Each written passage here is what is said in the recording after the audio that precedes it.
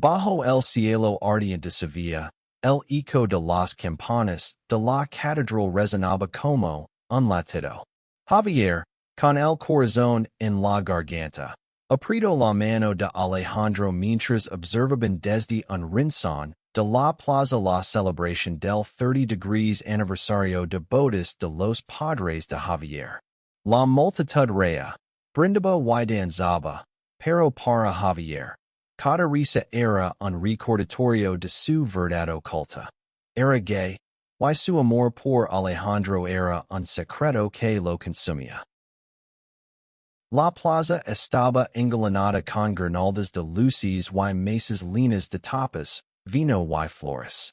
Los padres de Javier, Carmen y Miguel, estaban en el centro, radiantes, recibiendo abrazos y felicitations. Javier, de 24 años, sentía que el peso de su silencio lo aplastaba. Había crecido en una familia tradicional andaluza, donde las apariencias lo eran todo. Su madre, Carmen, de 55 años, era el alma de la fiesta, con su vestido rojo y su risa contagiosa. Miguel, de 58 años, un hombre de pocas palabras pero mirada firme, siempre había esperado que Javier fuera el hijo perfecto, trabajador, devoto y, sobre todo, normal. Pero Javier no era lo que ellos querían. Nunca lo había sido. A su lado, Alejandro, de 26 años, un artista callejero con un espíritu libre, luz susurró. No tienes que hacerlo hoy, Javi. Podemos esperar. Pero Javier negó con la cabeza. No puedo seguir viviendo a medias. Habían planeado este momento durante semanas. Javier iba a subir al escenario, tomar el micrófono y cantarles a todos, a su familia, a los amigos, al pueblo entero, que amaba a Alejandro.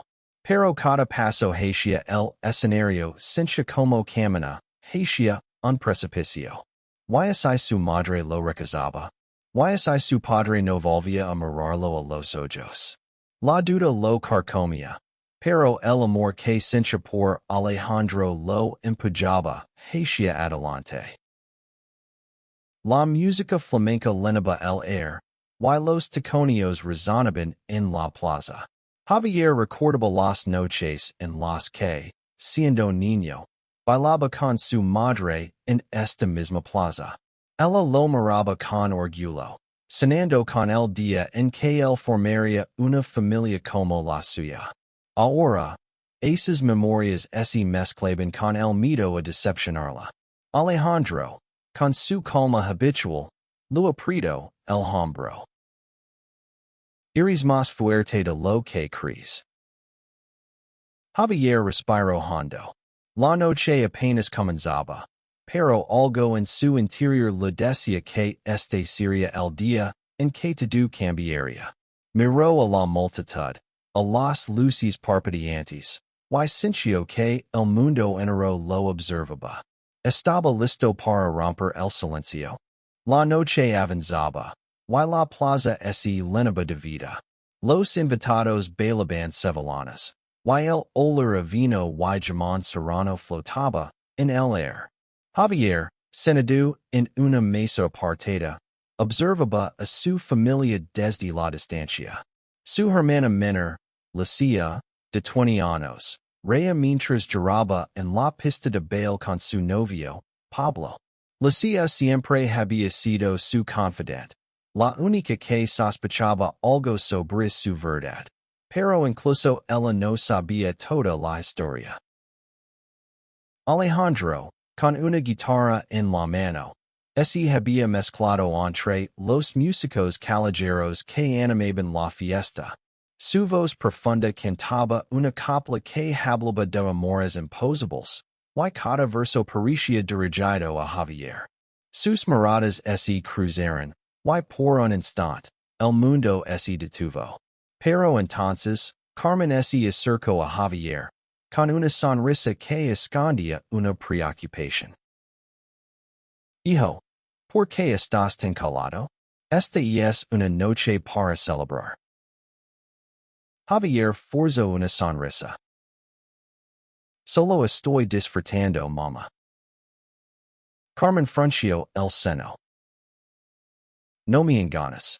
Algo te pasa. Siempre has sido mi niño sensible, pero hoy hay algo más. Sus palabras eran un puñal. Javier quiso gritar la verdad, pero el miedo lo paralizó. Recordó las veces que, de adolescente, había oído a su padre hablar con desprecio sobre esos chicos raros que veía en la televisión. Recordó las misas dominicales, donde el cura predicaba contra el pecado de ser diferente. Sobre todo, recordó la noche en que, a los 16 años, intentó cantarle a su madre que no es esencia como los demás chicos, solo para que ella cambiara de tema con una risa nerviosa. Alejandro terminó su canción y se acercó a Javier, sentándose a su lado. ¿Todo bien? Preguntó en voz baja. Javier negó con la cabeza. No sé si puedo hacer esto. Ellos no están listos. Yo no estoy listo. Alejandro tomó su mano bajo la mesa, un gesto pequeño pero cargado de significado. No se trata de ellos, Javi. Se trata de ti. De vivir sin esconderte. En ese momento, un amigo de la familia, don Rafael, un hombre mayor y respetado en el pueblo, se acercó a la mesa. Javier, muchacho, ¿cuándo vas a traer una novia a estas fiestas? ¿Ya tienes edad, no? Dijo con una risa que resonó como un trueno. Javier sintió que el air se lo escapaba. Alejandro apretó su mano con más fuerza, pero no dijo nada. La vergüenza y la rabia se mezclaron en el pecho de Javier. Quería gritar, defenderse, pero solo logró murmurar. Algún día, don Rafael. La noche seguía, pero el peso del secreto se hacía más pesado con cada hora. Javier sabía que el momento de la verdad se acercaba, y no había vuelta atrás. El escenario en el centro de la plaza estaba iluminado por luces cálidas, y un grupo de flamenco tocaba una bulería que hacía vibrar el suelo. Javier sintió que el momento estaba llegando. Su corazón latía tan fuerte que apenas podía escuchar la música. Alejandro, a su lado, lo susurró. Y es ahora o nunca, amor. Javier asintió, pero sus piernas temblaban. Miró a su familia. Carmen, radiant, bailando con Miguel. Lucia, riendo con sus amigos. Y los demás invitados, ajenos al torbellino que él llevaba dentro. Subir al escenario significaba exponerse, arriesgarlo todo. Pero también significaba libertad. Camino hacia el escenario, con Alejandro siguiéndolo a pocos pasos. La multitud apenas notó su movimiento, pero para Javier, cada paso era una batalla. Cuando llegó al borde del escenario, el cantante principal, un amigo de Alejandro llamado Diego, lo ofreció el micrófono con una sonrisa cómplice. Adelante, amigo. El escenario es tuyo. Javier tomó el micrófono con manos temblorosas. El silencio se apoderó de la plaza cuando la música se detuvo. Todas las miradas se volvieron hacia él. Carmen y Miguel, desde el centro de la multitud, lo observaron con confusión. Lucia, con los ojos muy abiertos, parecía entender lo que estaba a punto de pasar. Buenas noches, comenzó Javier, su voz temblorosa pero firme. Quiero decir algo importante. Algo que he llevado dentro durante mucho tiempo. La Plaza Cueto, en un silencio absoluto. Javier sintió que el mundo entero se detenía. Miró a Alejandro, que lo sintió con orgullo, y respiró hondo. Soy gay? Y estoy enamorado de alguien increíble. Su nombre es Alejandro, y está aquí conmigo. Un murmullo recorrió la multitud. Carmen se levó la mano al pecho, y Miguel frunció el seno, inmóvil. Javier sintió que el suelo se abría bajo sus pies, pero ya no había marca atrás. Había cruzado el abismo, y ahora solo quedaba esperar. El silencio en la plaza era ensordecedor. Javier sintió que el tiempo se detenía mientras las miradas de los invitados lo atravesaban. Algunos susurraban, otros lo miraban con sorpresa, y unos pocos con desaprobación. Pero la mirada que más le dolía era la de su madre. Carmen, con los ojos llenos de lágrimas, parecía perdida, como si el mundo que conoce se hubiera derrumbado. Javi, dijo ella, su voz apenas un susurro, mientras se acercaba al escenario. Mama, lo siento sit deception, respondió Javier, con la voz rota. Pero no puedo seguir mintiendo. Miguel, que hasta ese momento había permanecido inmóvil, dio un paso adelante. Su rostro era una máscara de emociones encontradas, confusión, ira, dolor. ¿Por qué ahora, Javier? ¿Por qué aquí, frente a todos? Preguntó con voz grave. Javier sintió que las palabras se lo atorban en la garganta, pero Alejandro se acercó y puso una mano en su espalda, dando fuerza. ¿Por qué no podías seguir escondiendo, papa? No quiero vivir con miedo. Lucía, rompiendo el tenso silencio, corrió hacia el escenario y abrazó a su hermano. Estoy orgullosa de ti, lo susurró, con lágrimas en los ojos. Siempre lo he estado. Su gesto rompió la tensión. Algunos invitados comenzaron a aplaudir, primero timidamente, luego con más fuerza. Pero no todos. Don Rafael, desde el fondo, negó con la cabeza y se marchó. Otros, como los amigos más cercanos de Carmen, se acercaron para abrazarla, intentando consolarla. Javier bajó del escenario, con Alejandro a su lado. La noche había cambiado para siempre. Había perdido algo, la aprobación de algunos, quizás el amor incondicional de sus padres, pero también había ganado algo, la libertad de ser él mismo. Los días siguientes fueron un torbellino. La noticia de la declaración de Javier se extendió por el pueblo como el fuego. Algunos lo felicitaban en las calles, otros lo evitaban. En casa, el ambiente era tenso.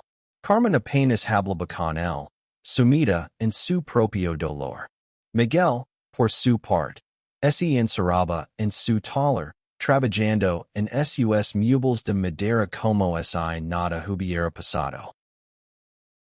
Javier y Alejandro se refugiaron en el pequeño apartamento de Alejandro, un lugar lleno de lienzos a medio pintar y partituras desordenadas. Ali, lejos de las miradas juzgadoras, podían ser ellos mismos. Pero incluso en esos momentos de intimidad, Javier no podía dejar de pensar en su familia. ¿Crees que algún día me perdonarán? Preguntó una noche, mientras descansaba en el pecho de Alejandro. Ellos te quieren, Javi. Solo necesitan tiempo, respondió Alejandro, acariciando el cabello. Una tarde, Lucía apareció en el apartamento con una caja de fotos viejas. Mamma mi pidió que te diera esto, dijo, con una sonrisa triste. Creo que es su forma de decir que está intentando entenderte. Javier abrió la calle y encontró fotos de su infancia. El y Carmen bailando en la plaza. El y Miguel construyendo una cometa. Cada imagen era un recordatorio de lo que había perdido, pero también de lo que aún podía salvar. Esa noche, Javier decidió escribir una carta a sus padres. En ella, les habló de su amor por Alejandro, de cómo lo hacía sentir vivo, de cómo había luchado contra sí mismo durante años. Terminó la carta con una súplica. No me piden que Elijah entre ser yo mismo y ser su hijo. Quiero ser ambas cosas. Semanas después, Carmen llamó a Javier. Su voz al teléfono era frágil, pero decidida. Ven a casa, hijo. Necesitamos hablar. Javier legó con el corazón en un puño. En el comedor, Carmen y Miguel lo esperaban. La mesa estaba puesta con café y rosquillas, como en los viejos tiempos.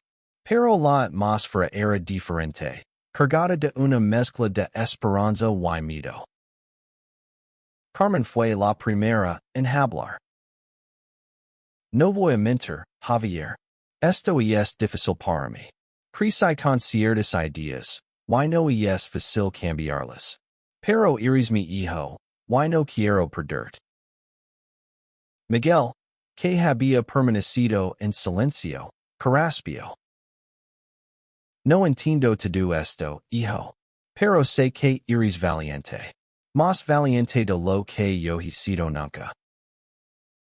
Las lágrimas rodaron por las mejillas de Javier. Por primera vez en semanas, sintió que había una posibilidad de sanar las heridas. No todo estaba resuelto, pero era un comienzo. Alejandro, que había esperado fuera, entró cuando Javier lo llamó. Carmen lo miró, vacilante, pero lo extendió la mano. Ciudad de mi hijo, dijo simplemente.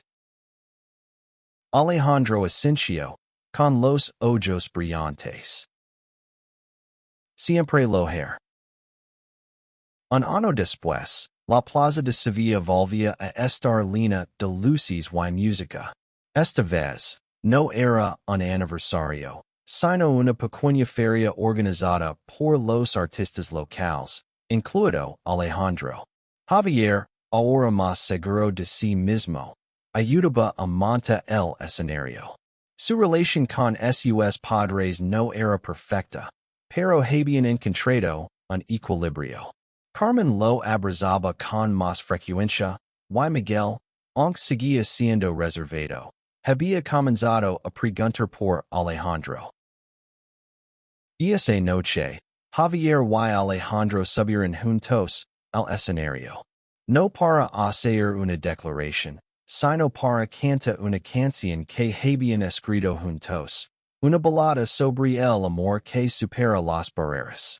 La multitud los aplaudió, y entre ellos estaban Carmen, Miguel y Lucia, sonriendo desde el público. Javier miró a Alejandro y sintió que, por primera vez, no había nada que ocultar. El peso del secreto se había desvanecido, y en su lugar había una verdad luminosa. El amor, cuando es auténtico, siempre encuentra una manera de brillar.